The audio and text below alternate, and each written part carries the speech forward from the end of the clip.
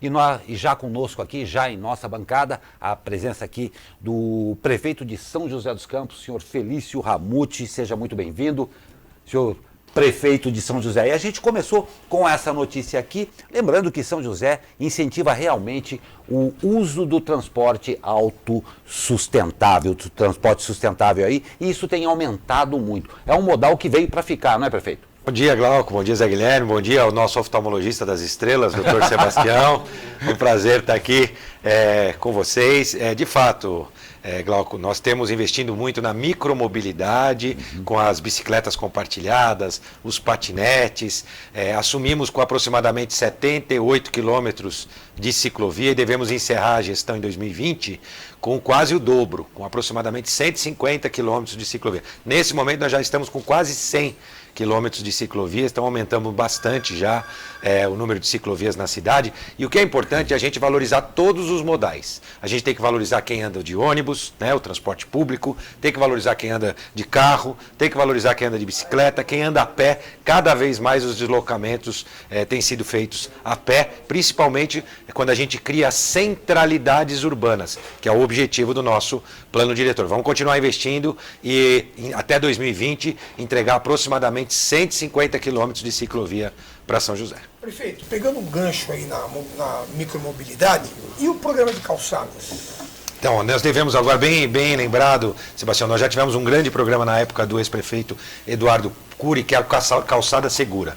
Eu já me comprometi, inclusive com o Conselho dos Idosos e Conselhos dos Deficientes, nós vamos fazer uma nova versão desse programa, ainda nesse semestre agora que está entrando este mês, para que a gente conscientize, né, o comerciante, eles mesmos farão a campanha incentivando, claro, fazendo uma notificação informal e depois a notificação formal. Nós temos uma lei boa, importante para manter as calçadas em ordem, é a lei da calçada segura, e a gente precisa retomar o trabalho de conscientizar essas pessoas. Então nós vamos fazer os idosos conscientizarem essas pessoas e também os deficientes. Nós vamos contratar esses idosos e deficientes para nos ajudarem nesse trabalho de conscientização. E o passo 2, aí dói no bolso, passa a ser a multa efetiva. Então, mas a questão da calçada, uma vez eu participei de um seminário, quando o Serra era prefeito, e o problema da calçada, no meu entender, é o seguinte, né? A calçada é um bem privado, porque o terreno, teoricamente, é do proprietário do imóvel e ele é o responsável pela manutenção, mas é um bem privado de uso público. Nesse seminário, a pessoa lá citou como exemplo, por exemplo, se você fosse fazer o asfaltamento da rua, onde cada um fizesse o asfalto na frente da sua casa. Ou fosse fazer um encanamento de água e esgoto, onde cada um fizesse o encanamento na porta da sua casa. Isso não funciona. Quer dizer, na prática, isso aí acaba que cada um faz do seu jeito e não fica uma coisa uniforme. Existe algum plano da prefeitura, por exemplo, de oferecer para aquela rua? Então, aquela rua quer melhorar a calçada dela. Um plano que a prefeitura ofereça um contratado para fazer o serviço de forma uniforme e depois, então, por ressarcimento do munícipe? O que nós já utilizamos no projeto anterior era a Urban, mas como uma empreiteira, que poderia ter outros contratados também, Sebastião. O que nós estamos fazendo é um pouco o contrário. Por exemplo, nós temos bairros que nós estamos colocando toda a infraestrutura, estamos chamando a sociedade para já despertar essa consciência na implantação da infraestrutura. Então, no Portal do Céu, ali, nós combinamos com os moradores, nós vamos fazer toda a infraestrutura, asfalto, drenagem, esgoto, e cada morador faz a sua calçada. E nós vamos entregar a obra depois que todas as calçadas, e às vezes um pode ajudar o outro morador. Então nós temos esse mutirão que nós resolvemos fazer nesse bairro que até então era irregular, passou a ser regular e não tem asfalto e passará a ter, a obra vai acontecer ainda esse ano, até o final do ano. Mas nas calçadas já existentes, a obrigação é individual, como você mesmo colocou, não chega a ser o bem privado, porque a calçada não está dentro da escritura, né? Ela está fora, né? A área da calçada já é fora da escritura do seu imóvel, mas a manutenção dela ainda é de responsabilidade do proprietário da área que fica à frente. Então, nós temos o programa de incentivar, então, o uso e a fiscalização para que a gente consiga fazer com que o cidadão exerça a cidadania e aí sim assuma para si a responsabilidade de oferecer para o outro uma calçada segura na frente do seu estabelecimento, na frente da sua casa. Essa calçada com blocos, ela tem uma visão sustentável, né? Que não é a impermeabilização, né? Que é justamente um conceito novo de calçada. Né? Zé, os bloquetes são exigidos nas principais vias, que a gente chama de corredores. Sim. Nas vias internas, nem isso é exigido. Se o vizinho chamar um amigo, for lá e bater um cimento ali, já tudo bem, consertando a calçada, arrumando, deixando ela em condições, não há problema algum. Já nos corredores, a legislação é mais rigorosa e exige, então, a colocação desse bloquete permeável, que tem foco na questão ambiental também. Passando de calçada para ponte estaiada. A gente já vê no cenário os grandes pilares aí aparecendo. A gente pergunta, vai dar tempo de entregar a obra até o final do ano? Todos os cálices, né? Parecem cálices os pilares, né? Os cálices já estão... os cálices sim, já... Não, sem dúvida nenhuma. Nós vamos entregar até dia 31 de dezembro. Nós vamos entregar sim a ponte, o ritmo está absolutamente dentro daquilo do programado, claro, após todas as paradas, que ele vai e vem, né? Mas nós estamos muito seguros de que nós conseguiremos entregar a ponte até dia 31 de dezembro. Essa etapa da obra é uma etapa muito mais rápida e também que aparece mais, né?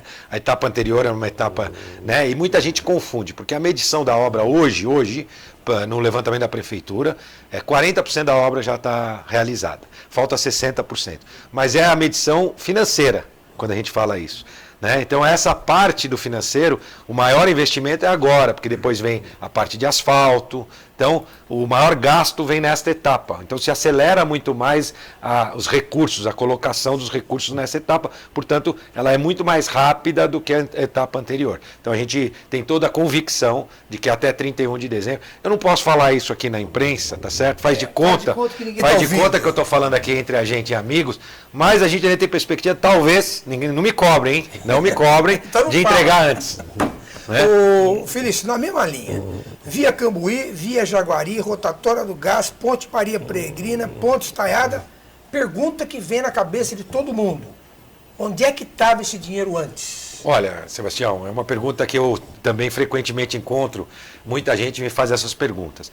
Na verdade, é de a gente tratar com muito cuidado o recurso público. O dinheiro público já existe, São José é uma cidade que tem 2,5 bilhões de orçamento. Dinheiro tem, ele precisa ser tratado com respeito, com ética. Quando a gente começa a pagar as contas em dia, lembrando, você que está nos assistindo, São José devia conta de água, devia conta de luz, tinha 5 mil fornecedores que tinham suas notas fiscais atrasadas por 3 meses. Previdência dos servidores. Sim, também. Quando a gente muda essa situação, os fornecedores passam a ver São José com outros olhos. Todo mundo sabe, você que é comerciante sabe, quem paga em dia compra mais barato. E assim foi, São José então passou a comprar em dia e por isso muita gente quer fazer as nossas obras. Essa obra, por exemplo, da Via Cambuí, né, era uma obra de 150 milhões na licitação. A construtora aceitou fazer por 100 milhões. Né? Porque sabe que vai medir e vai receber o recurso. Mesma questão do Arco da Inovação. Era uma obra, se não me engano, de 60 milhões. Caiu para 48 milhões. E assim todas as obras e licitações que a gente faz. Então, a gente conseguindo administrar corretamente os gastos, negociando bons valores, né? Claro, na hora de contratar um serviço público e agindo com inteligência. Um dos exemplos aqui, onde a gente envolve sustentabilidade e economia, são na frota de carros elétricos. Né? Então veja bem, no primeiro ano de uso, completamos agora 1 ano, nós economizamos R$850 mil em combustível. E aí para onde vai esse dinheiro?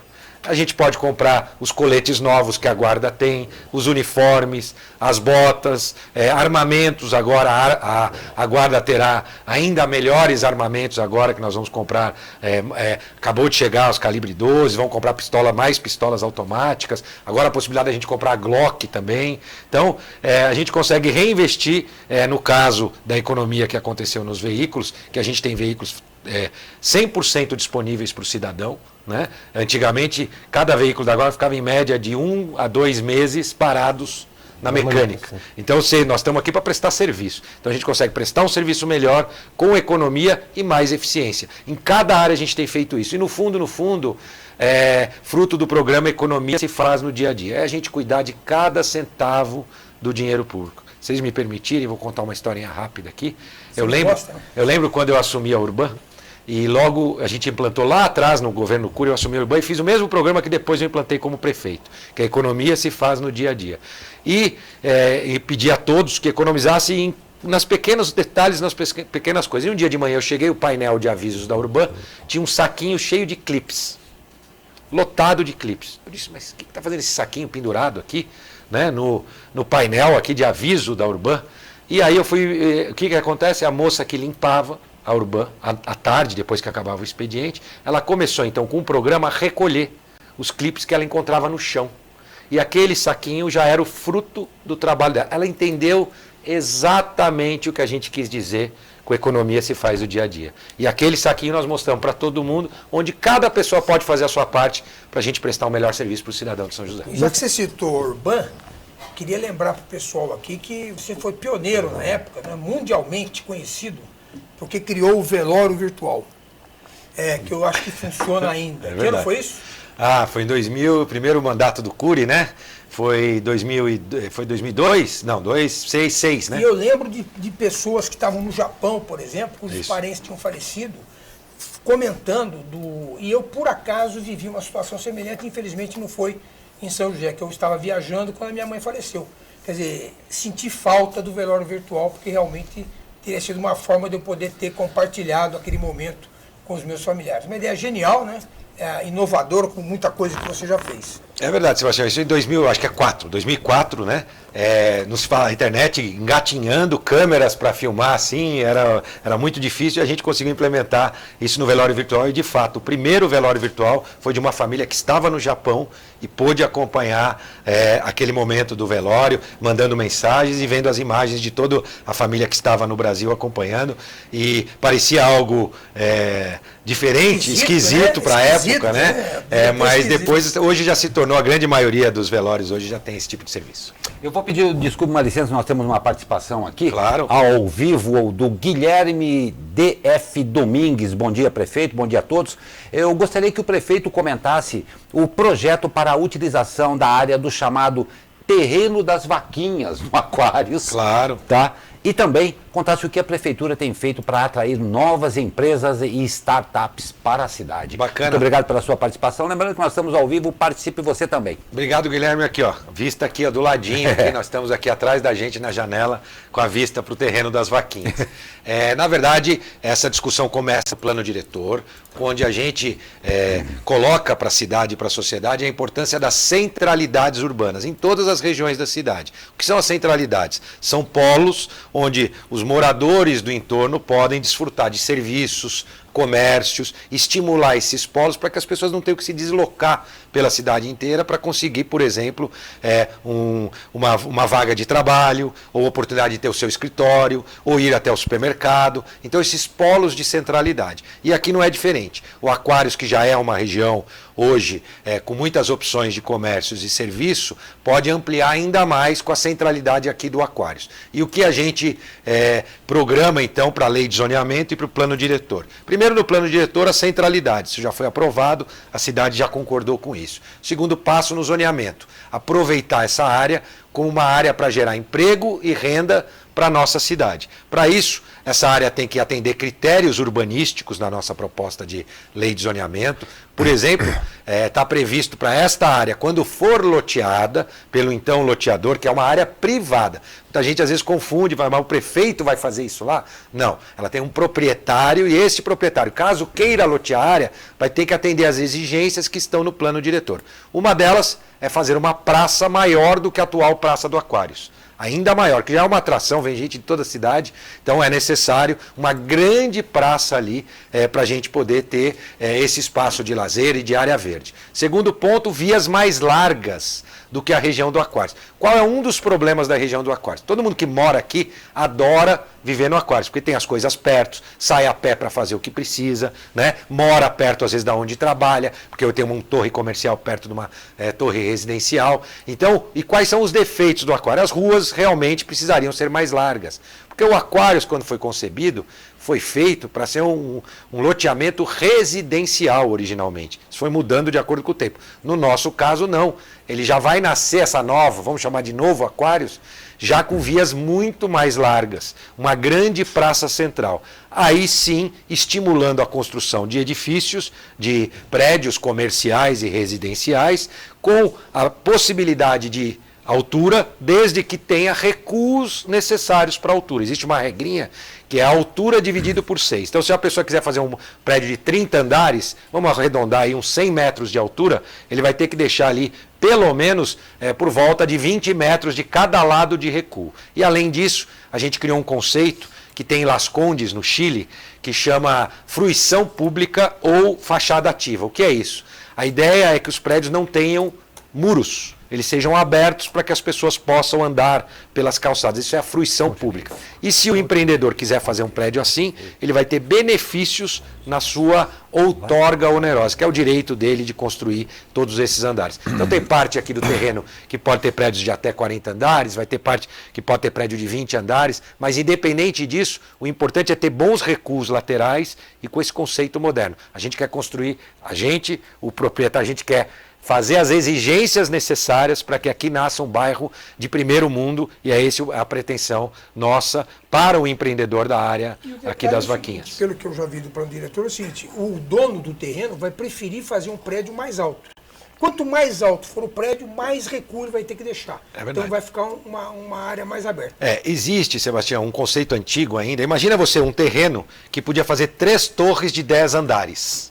Ou mesmo terreno que você possa fazer uma torre de 30 andares. O que é melhor? É melhor de ter. Muito melhor, porque você tenha todas as áreas livres. Aí imagine então se você puder usar publicamente essas áreas como fruição pública, espaço de restaurantes, bares, lojas, porque a fachada ativa é isso. Então esse é o conceito que a gente faz com que nasça essa nova região do Aquários. Mas saindo dessa parte para outra parte, loteamentos regulares, como é que está a situação na cidade? Como é que está a periferia de São José dos Campos? Esta, de fato, é uma cidade que ainda precisa se consolidar. Então, primeiro, todos os bairros irregulares, pelo Ministério Público, não podem receber qualquer tipo de infraestrutura. Continua Você não pode, sim. Mesmo água e esgoto? Mesmo água e esgoto. Nem Como é que São José novas ligações de água, esgoto, luz, não pode ser colocada em bairros irregulares. Então, você está construindo, tem um terreno lá, você não construiu nada, começou a construir, que é luz e água, a Sabesp não vai ligar, e tampouco a Bandeirante vai ligar. O Ministério Público proíbe. Não é o prefeito, é o Ministério Público, justamente para que você não cresça o problema. Primeiro resolva o problema, e é isso que a gente está fazendo, que são as regularizações. Nós já regularizamos quase 1000 lotes irregulares, fazendo o quê? O segundo passo depois de se regularizar é levar a infraestrutura. Eu citei o Portal do Céu no início da nossa... porque não adianta você regularizar e deixar como está. Então a gente regulariza, a partir daí você pode levar toda a infraestrutura necessária. Então existem vários bairros, mas tem também um problema, Sebastião, que é muitos deles... Parte do bairro é impossível de regularizar, porque está dentro de área de proteção ambiental, próximo do rio, ou em áreas de risco. A pessoa construiu sua casa em áreas de risco. Então, ali, neste caso, é impossível a regularização. No caso, tem que fazer o desfazimento daquelas casas ou daquela região do bairro. O Ministério Público tem acompanhado o trabalho, a gente evoluiu muito e vamos continuar entregando as regularizações para a cidade. Prefeito, antes, por favor, desculpe da pergunta do Zé Guilherme, por favor. Mais uma participação aqui, eu agradeço ao Courtney Fox. Ele diz, olá prefeito, eu moro no Jardim Vale do Sol, na Zona Sul. Vai colocar lâmpadas de LED no bairro? Claro, não só no bairro, mas em toda a cidade. Courtney, né? Courtney. Toda a cidade. Agora, neste exato momento, nós estamos no Bosque e no Jardim Satélite. Como funcionou? A primeira etapa da troca das lâmpadas de LED, nós trocamos as principais vias da cidade. Depois começamos uma segunda etapa, que é voltar aos bairros, e aí o bairro que a gente chega troca 100% da iluminação por LED. Courtney, uma coisa interessante também. Quanto está custando para você essa troca?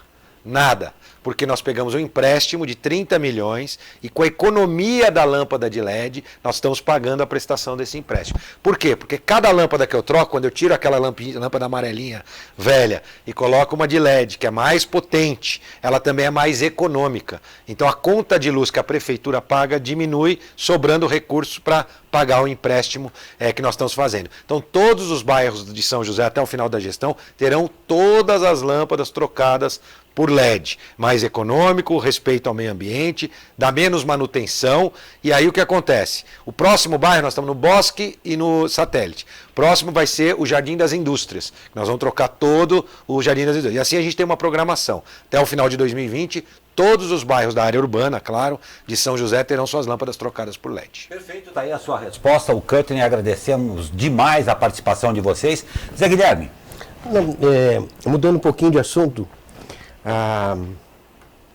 eu vi o senhor comemorando outro dia a redução do número de mortes no trânsito, não é? É para comemorar mesmo, prefeito? Olha, excelente pergunta, viu? Eu acho que sim, a gente tem que comemorar as conquistas, mas apontar e trabalhar para que a gente consiga resultados ainda melhores. No caso específico, era uma série de indicadores importantes onde a gente comemorava. O primeiro deles é a redução, obviamente, do número de mortes no trânsito, depois a redução do número de roubo de veículos, tudo isso associado à implantação do sistema eletrônico de portais de segurança, que são os radares, mas metade dos radares não multam, eles apenas leem as placas justamente para ver esse monitoramento da segurança na cidade. E com isso, mesmo a gente dobrando o número de equipamentos como esses, tipo radares na cidade, e lá atrás até fui acusado de querer faturar mais com multa, o resultado do primeiro semestre é o contrário. Nós diminuímos o número de multas na cidade com a implantação dos portais eletrônicos de segurança e, melhor do que isso, diminuímos as mortes no trânsito e os roubos de veículo caíram pela metade. Mas o que tem a ver radar com o roubo de veículo? Então eu vou explicar para você que está nos assistindo. Todos os radares da cidade, quando você passa nele, independente de você estar numa velocidade a maior do que a velocidade determinada para a via, ele fotografa o seu veículo e lê a sua placa. Isso fica ligado com a Polícia Militar em tempo real.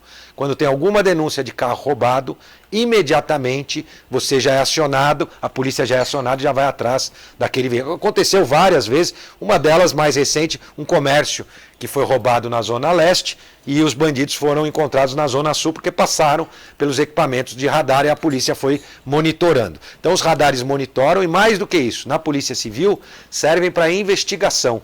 Então, quando você tem algum tipo de ocorrência, você consegue rastrear aquele veículo por onde ele passou 2 dias antes, 3 dias antes. Para vocês terem uma ideia, Glauco, sabe quantas placas a gente lê todos os dias? Quantas placas? De veículos, todos os dias esses equipamentos leem? Chute um valor aqui.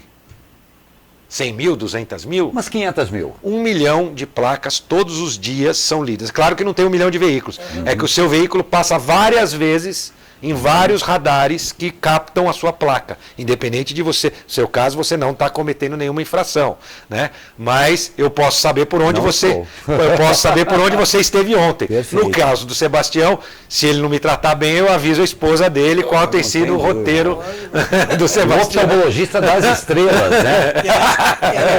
Tanta placa para ser lida, talvez precise de médico oftalmologista para poder controlar isso. Mas na verdade isso é eletrônico, claro, a gente não tem acesso, a polícia que usa essas informações, a gente brinca para descontrair, mas são informações que ficam sob o poder da polícia e quando a polícia faz, ela já tem o terminal, tanto a Polícia Civil quanto a Polícia Militar, e é tudo feito automaticamente. 1 milhão de placas todos os dias. Mas a notícia melhor ainda é que dia 15 agora a gente abre os envelopes da licitação das 1000 câmeras eletrônicas com inteligência, com reconhecimento facial, leitura de placas também. Vão ter mais 300 câmeras lendo placas por toda a cidade. Então nós vamos conseguir, com a tecnologia, transformar São José numa cidade cada vez mais segura. Seja para aquele que está no trânsito ou para aquele que está andando. Isso ajuda a explicar também a queda do número de homicídios? Não tenho dúvida Porque nenhuma. a gente olhando os números, quer dizer, de 2000, desde que você assumiu para cá, houve uma redução significativa em todas as ações de violência, furto, assalto e homicídios. Quer dizer,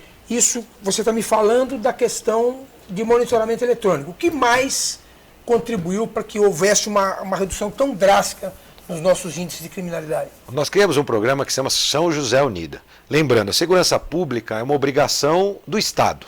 O município pode e deve ajudar. que é o que a gente faz, com a implantação dos radares, com a implantação agora das novas câmeras, com a atividade delegada, onde a gente contrata 40 novos homens para atuar pela segurança da cidade em seu horário de folga. É uma série de ações com com a ampliação da frota da Guarda Civil Municipal. Tudo isso e a atuação em conjunto é que é fundamental para que a gente possa ter os indicadores reduzidos. E a gente tem feito isso com grande apoio da Polícia Militar, Coronel Stanleles, da Polícia Civil, o Dr. Célio, enfim, todas as equipes têm trabalhado com muita sinergia. Isso traz um bom resultado junto com os investimentos que a Prefeitura tem feito. O LED já saiu, acabou de sair um estudo agora de Nova York, ruas mais iluminadas reduzem em 35% o número de ocorrências nas ruas mais iluminadas. Tem um estudo científico publicado semana passada, se eu não me engano. Então tudo isso contribui, Sebastião. Mas de fato, para vocês terem uma ideia, a taxa de homicídios por 100 mil habitantes. É assim que você mede a violência por homicídios numa cidade. Curitiba tem 18 homicídios por 100 mil habitantes. Florianópolis, 30 homicídios por 100 mil habitantes. Miami, nos Estados Unidos, 21 homicídios por 100 mil habitantes. São José, 5,1 homicídios por 100 mil habitantes nos últimos 12 meses. Quando nós assumimos em 2016, essa taxa era 11. Então, são dados da Secretaria de Segurança Pública dos últimos 12 meses. Saiu agora um estudo feito pelo IPEA, né? Mas lembrando que esse estudo não é de agora, é de 2017. Ele sai agora com os dados lá atrás de 2017. 2017 a gente tinha acabado de assumir e ainda estava fazendo todo esse plano de apoio às forças de segurança. Aí os resultados de 2018 já foram muito bons e dos últimos 12 meses melhores ainda. Uma pergunta anexa. Desculpe, mais uma participação aqui, mas não esqueça, por favor, sua pergunta. Mais uma participação aí do Gustavo Ferreira Lima, alternando um pouco o assunto aqui, mas, prefeito, o senhor está sendo sabatinado aqui. Opa, muito hoje. bom. Eu agradeço, nós estamos tendo muitas participações e, na medida do possível, claro, nós vamos perguntar ou então repassar ao prefeito. O Gustavo Ferreira Lima pergunta: por que a obra de revitalização do poliesportivo do Campo dos Alemães está tão atrasada? Está atrasado, o Gustavo tem razão. Reforma é sempre um problema. Na casa da gente é assim também. É óbvio que não era o nosso objetivo, nem nossa intenção. O Alto de Santana nós estamos entregando até o final do mês, atrasada também.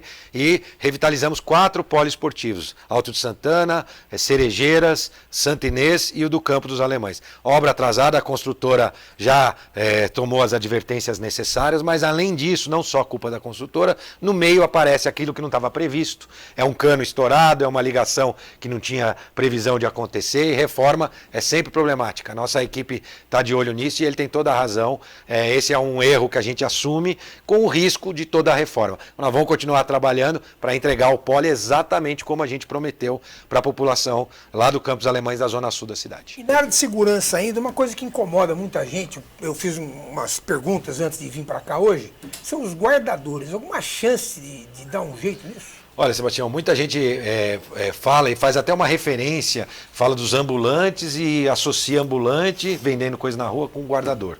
O guardador, ele não está cometendo nenhum crime, nenhum delito. Você não pode pegar um guardador e levar para a delegacia pelo simples fato de ele estar lá.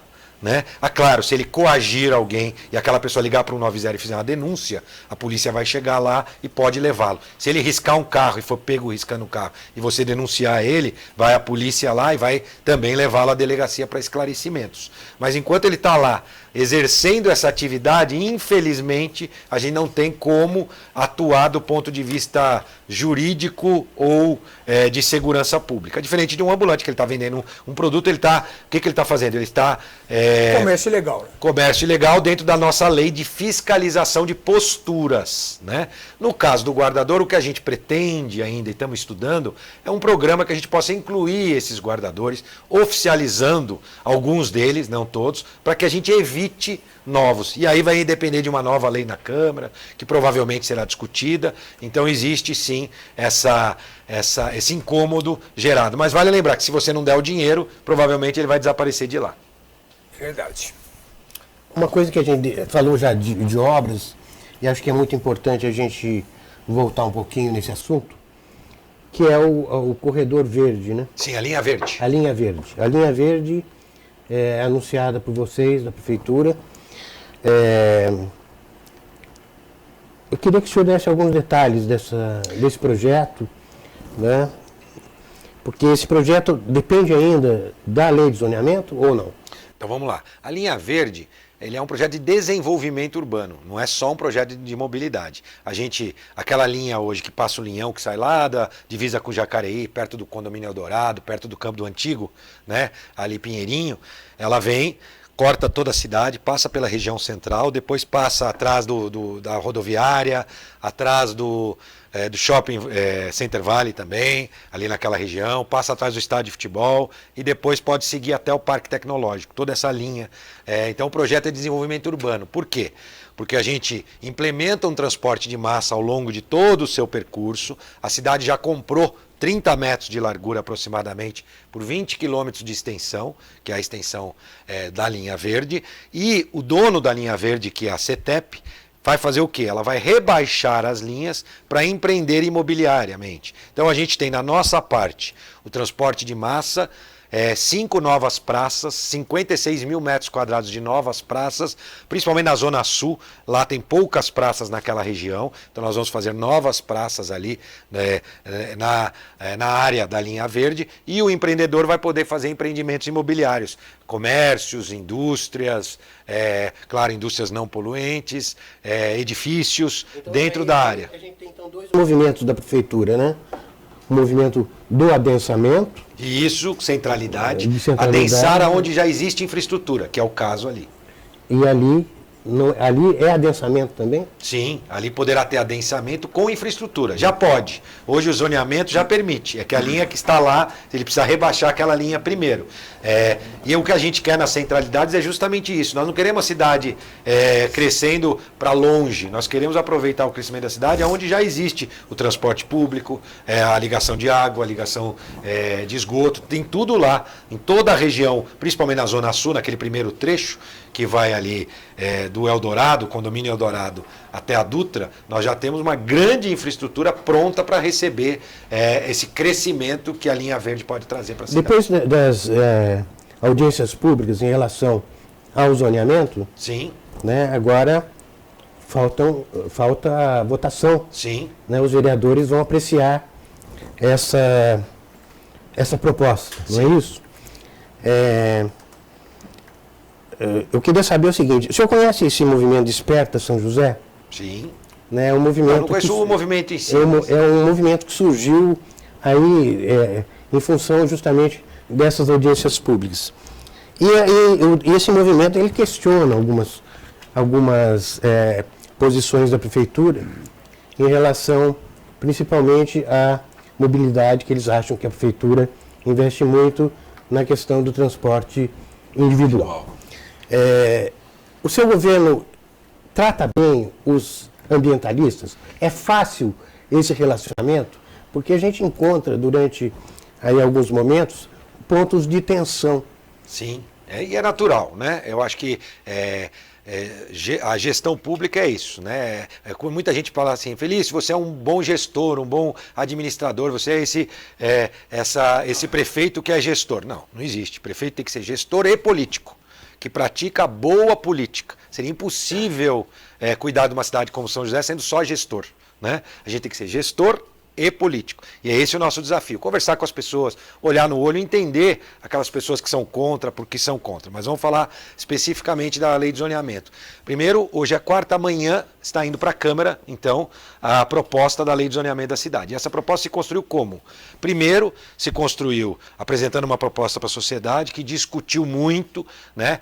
Foram dezenas de audiências públicas em todas as regiões da cidade, uma audiência feita até pela Câmara Municipal, então é importante dizer, o trabalho da Câmara Municipal não começa agora. Eles já acompanharam a lei de zoneamento na sua confecção pelo Executivo, acompanharam nas audiências públicas, já fizeram sugestões ao Poder Executivo, né, como vereadores, e agora vem a etapa, vamos dizer assim, de discussão e aprovação da Câmara Municipal, mas os próprios vereadores já o fizeram brilhantemente ao longo deste processo também.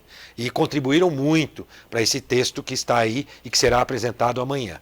O trabalho não começa, muita gente, não, o trabalho do vereador vai começar agora. Não, eles têm acompanhado, conversado também com a sociedade. Ao longo desta apresentação, surgiram algumas considerações em relação ao zoneamento. O fato é que este grupo e ninguém ainda conhece a versão final.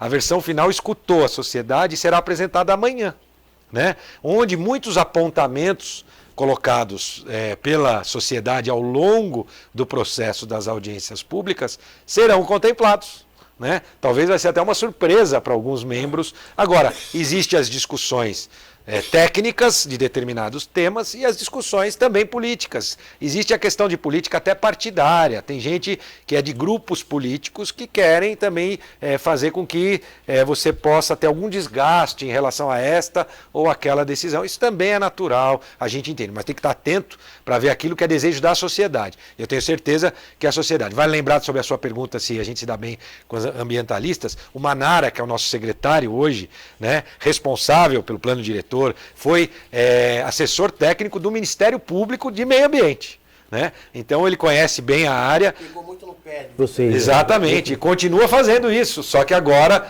no Poder Executivo como secretário de Urbanismo e Sustentabilidade. Ações incríveis da pasta em relação à sustentabilidade, ao meio ambiente, e o zoneamento vai nessa direção também. Vocês vão perceber que o zoneamento garante a qualidade de vida da cidade. É claro que sempre vão existir as posições radicais. E a gente tem que tomar cuidado com essas posições radicais. Eu sempre deixei claro, não pode haver radicalismo. É como a questão do Esplanada, né, que a gente tratou, e provavelmente aí nesse defeito possa ter gente aí do Esplanada. A gente tratou assim, Esplanada tem que ter prédio. Opa, isso aí é radicalismo. Não tem, não, Esplanada não pode ter mais nenhuma rua de corredor comercial. Opa, isso também é radicalismo. Então a gente tem que analisar os radicalismos e tentar chegar no meio termo que atenda a sociedade, atenda a cidade. Assim a gente fez no Esplanada, assim a gente fez nas áreas da Vaquinha. Agora a questão da mobilidade não está diretamente relacionada com o zoneamento. Ela vai estar no PGT, no plano gerador de tráfego. Não está diretamente relacionada. Ela é sempre uma discussão importante, positiva para o cidadão e para a cidade, mas eu acho que ninguém está investindo mais do que a gente em micromobilidade, em ciclovia. Nenhuma gestão investiu tanto quanto nós estamos investindo nesses importantes temas que a sociedade hoje considera importante para ter uma qualidade de vida melhor. Desculpa, eu vou pedir mais uma parte aqui, que nós estamos com o Sidney, ele está aqui agoniado. Diga, o Sidney Neves aqui, ele pergunta, prefeito, desculpe essa alternância de negócio, mas nós temos aqui o comentarista e o jornalista que não deixam perder o fio da meada. O bairro Boa Esperança está com um aspecto de abandono. O senhor vai dar atenção ao nosso bairro? Diz o Sidney Neves. Olha, Sidney, o Boa Esperança, que eu conheço, é na Zona Leste, né? Se ele está falando do Boa Esperança da Zona Leste, eu discordo. Não tem, o que tem no Boa Esperança é 4 ruas, né, que não do bairro inteiro do Boa Esperança, que infelizmente a gestão passada, que regularizou e colocou a infraestrutura, deixou de atender essas ruas. O que a gente fez? Imediatamente implantamos esgoto nessas 4 ruas do Boa Esperança, né, que na gestão passada deveria ter sido implantada, eu não sei qual foi a dificuldade, não foi fácil mesmo, porque a gente teve que conseguir autorizações de alguns moradores para passar com a rede de esgoto por entre as ruas, né, e existem essas 4 ruas que ainda precisam de asfalto. Nós estamos conversando com o vereador, para ver se os vereadores podem nos ajudar a gente viabilizar esse asfalto do Boa Esperança. Mas eu conheço, só para complementar, inclusive lá no Boa Esperança, Nova Esperança, foi feito um novo CRA, um equipamento CRAS, na verdade, de atendimento social, ali para a porta do bairro. Estamos construindo no Paineiras, a creche do Paineiras, do lado do Boa Esperança, e vai atender as famílias do Boa Esperança. Portanto, mudamos a UBS do Novo Horizonte, que nós ampliamos, a população do Boa Esperança é atendida nessa nova UBS. A UPA foi dobrada lá para o Boa Esperança, que é a UPA que atende, que é a UPA do Novo Horizonte. Portanto, eu discordo de dizer que está abandonado, mas sei que precisa de melhorias, principalmente nessas 4 vias que são as que faltaram de ter a infraestrutura completa. Nós já demos o primeiro passo. Educação. Alguma chance de mais municipalização de escolas? Olha, esse é um desejo, Sebastião, mas lembrando que a gente tem a questão dos planos de carreira do servidor estadual.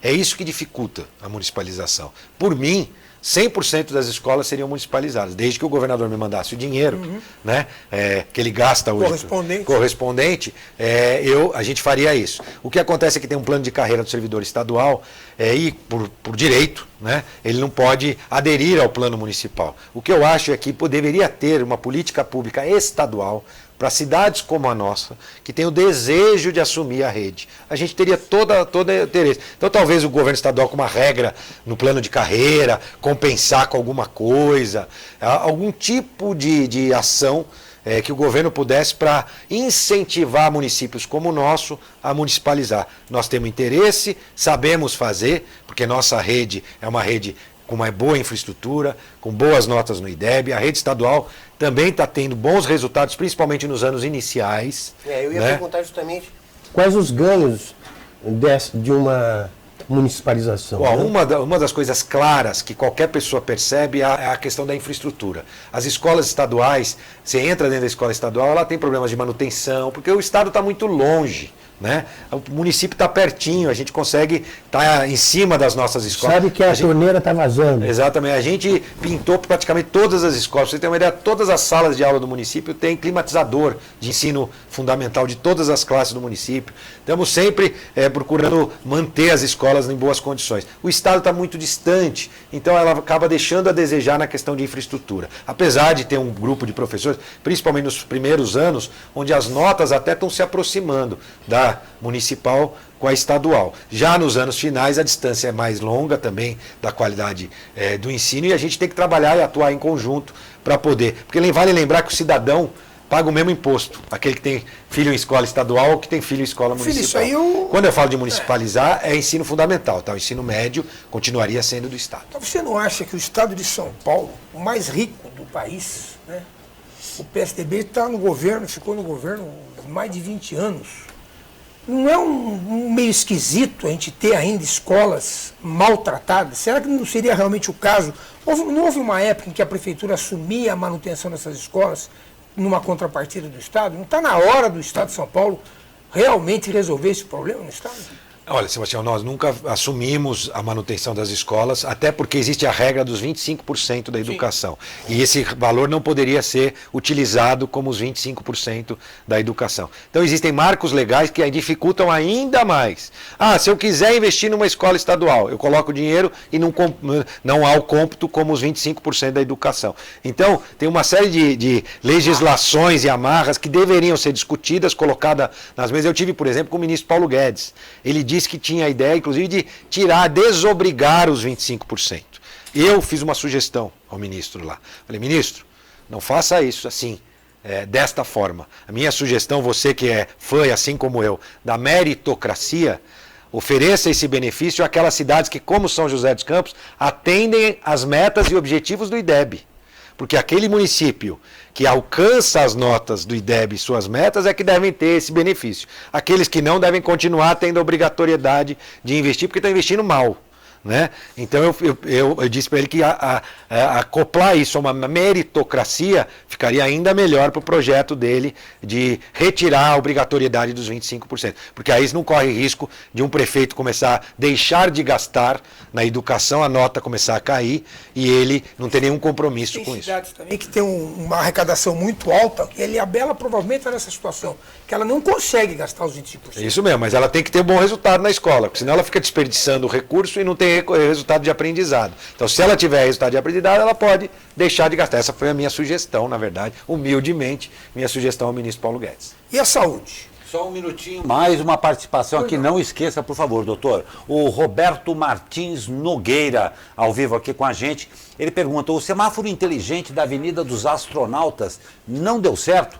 Por isso não foi colocado na cidade de São José dos Campos? Não, eu não sei se ele usa a Avenida dos Astronautas. Ao contrário, quem usa na Avenida dos Astronautas quer que seja colocado em outras avenidas. Né? É um investimento que a cidade tem que fazer e nós estamos estudando um processo licitatório para contemplar esse tipo de tecnologia. Vale lembrar que a cidade já tem outros semáforos inteligentes. Aquele tinha uma característica especial, porque não tem nenhum sensor no chão, é com os próprios celulares. A gente tem na rotatória do Colinas, claro, antes dessa questão da obra, ali tem um semáforo alemão, a gente tem ali na descida do Center Valley, também chama SCATS, é um sistema com câmeras que contam os veículos e abrem e fecham em tempo real o semáforo, assim em outras regiões da cidade. Então existem semáforos inteligentes que têm outros tipos de sensores e já tem sua aplicação na cidade, mas melhorar o que a gente chama de ondas verdes nas avenidas é um desafio e com a interligação de todos os semáforos que está incluída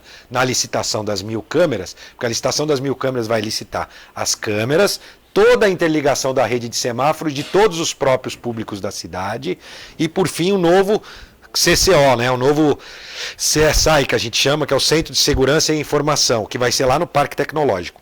Então a licitação prevê isso e vai ajudar a gente conseguir ter. Mas ele tem razão, a gente quer ampliar os semáforos inteligentes na cidade.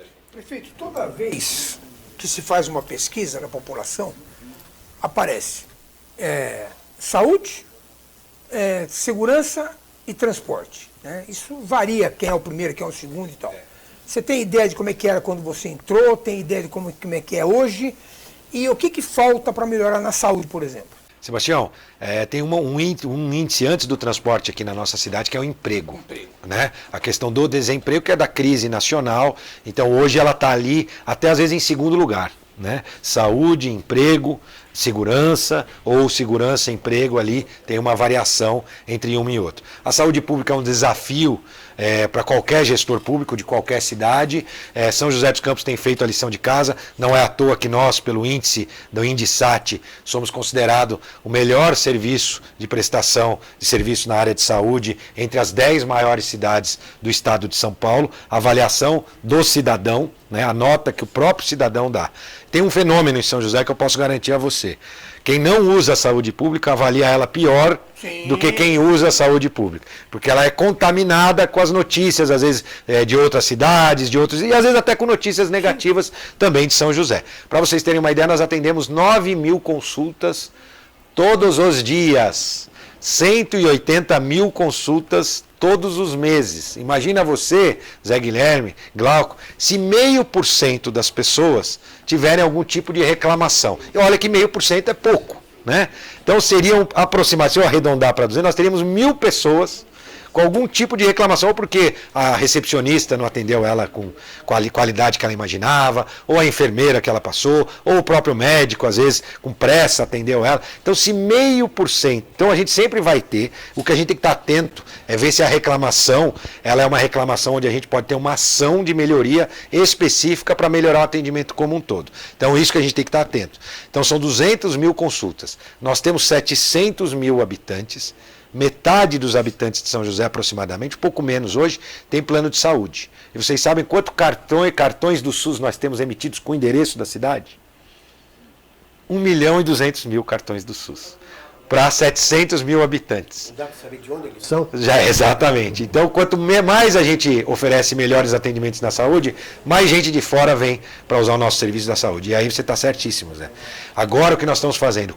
Eu contratei a Dataprev e uma outra empresa privada. Nós estamos pegando os dados desses cartões e cruzando com os bancos de endereços oficiais e não oficiais, como, por exemplo, de operadoras de telefonia de celular, para ver se aquela... Mas para isso a gente precisa do CPF das pessoas. E antigamente não era obrigatório o CPF. Então agora nós estamos cadastrando nas UBSs um recadastramento, onde as pessoas têm que informar o seu CPF e a gente faz o cruzamento das informações, para fazer um pente fino, para dar prioridade para o cidadão de São José. Lá em casa, Zé, eu tenho a moça que ajuda lá em casa, ela chama Aparecida. E lá no café da manhã, um dia eu chamei ela, falei, Aparecida, o que você acha do prefeito fazer um pente fino na saúde para só atender quem for de São José dos Campos, dar prioridade para quem é de São José dos Campos? Seu Felício, sua ideia é fantástica, ótima, muito boa. Eu falei, Aparecida, e a sua mãe que você traz do sul de Minas aqui? Ah, não, minha mãe é diferente. Né? Todo mundo vai achar que no seu caso, a mãe dela vai no cardiologista, ela já fez roter, tem acompanhamento porque ela tem problema cardíaco, ela mora no sul de Minas, mas o endereço dela aqui fica o endereço da casa da filha dela.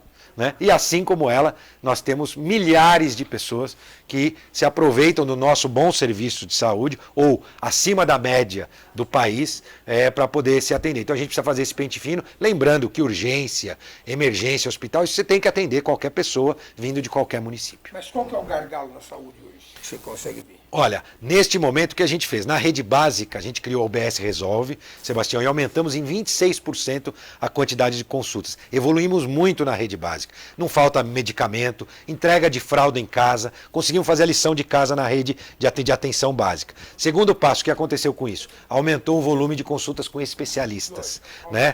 Consequentemente. Então agora nós estamos investindo no programa que chama-se Resolve Mais Especialidades. Nesse momento tem uma licitação, sabe ali o prédio do FAMI, que fica na João Guilhermino, ali nós estamos licitando para uma entidade ou empresa assumir para fazer consultas só de especialidades e de ultrassom. Nós temos uma fila gastro hoje em São José, nós temos 12 mil pessoas na fila do gastro. Nós precisamos atender essas pessoas e a gente quer ampliar o volume de especialistas. O hospital regional trouxe um grande alento para aqueles que precisam de cirurgias de alta complexidade. Na área oftalmológica hoje, primeira consulta oftalmológica, não tem ninguém numa fila com mais de 30 dias. Isso foi muito bom. Provisão, mais outras empresas parceiras nos ajudaram. E agora temos as cirurgias que nós temos com Provisão e com outras empresas parceiras que estão realizando as cirurgias para a cidade de Cataratas. Prefeito, nós já estouramos todos os nossos limites de tempo. Temos mais uns 8 minutinhos aqui. Nós agradecemos demais a sua participação. E se o senhor quiser deixar uma última mensagem aí. Vou fazer uma pergunta. Sim, tranquilo. Aqui a gente... O que é o melhor de ser prefeito e o que é o mais difícil de ser prefeito? Então vamos lá. O mais difícil são os marcos legais e a burocracia. Isso é o que, para mim, é onde eu tenho a maior dificuldade, porque a gente tem tanta vontade de fazer mais e mais e mais, e os marcos legais, que são as leis que te limitam a fazer. Aqui mesmo a gente já citou 2 ou 3 que dificultam o dia a dia da cidade, na área de educação, na área. Então isso realmente é o que para mim é o pior. E a burocracia, aquele negócio de sentar lá no gabinete e ter que ficar assinando papéis. A parte que eu mais gosto é estar em contato com as pessoas, seja aquelas pessoas que vêm para te dar um abraço, para fazer um carinho, de te dar força e dizer, estou rezando por você, continue trabalhando pela cidade, ou aquela que vem com uma crítica, dizendo, olha, prefeito, lá na minha rua tem tal coisa que precisa ser melhorado, tem buraco lá, acho que a tua manutenção tá ruim, precisa melhorar o tapa-buraco da cidade, ou eu tenho um problema grave aqui na área de saúde, eu acho que tem muita fila para esse tipo de procedimento, prefeito, dá uma olhada. Então, aqueles que exercem a cidadania e me procuram para exercer a cidadania e ajudar a construir de fato a cidade. Então essa é a parte que eu mais gosto. Uma cidade não se constrói só pelo poder executivo, pelo prefeito, nós precisamos do poder legislativo, do judiciário, das empresas, né, das entidades, dos veículos de comunicação, com a sua postura crítica ou reconhecendo avanços em determinadas áreas. Enfim, uma cidade só se constrói com a participação efetiva de cada um de nós cumprindo a sua missão. Não tem missão mais ou menos importante, mas cada um cumprindo a sua missão, exercendo a cidadania. Só assim, juntos, é que nós vamos construir a cidade dos nossos sonhos. Senhor prefeito, nós agradecemos demais a sua presença aqui. Eu fiquei aqui monitorando todos vocês, todas as perguntas que foram enviadas, nós vamos repassar ao prefeito. Eu agradeço demais, em primeiro lugar, a sua presença mais uma vez aqui na nossa bancada e agradeço a você também que participou dessa edição aqui do SP Rio, na entrevista com o prefeito Felício Ramute. Glauco, estar aqui é ótimo, mas bom mesmo é viver em São José. Bom mesmo. Um excelente garoto propaganda. Perfeito.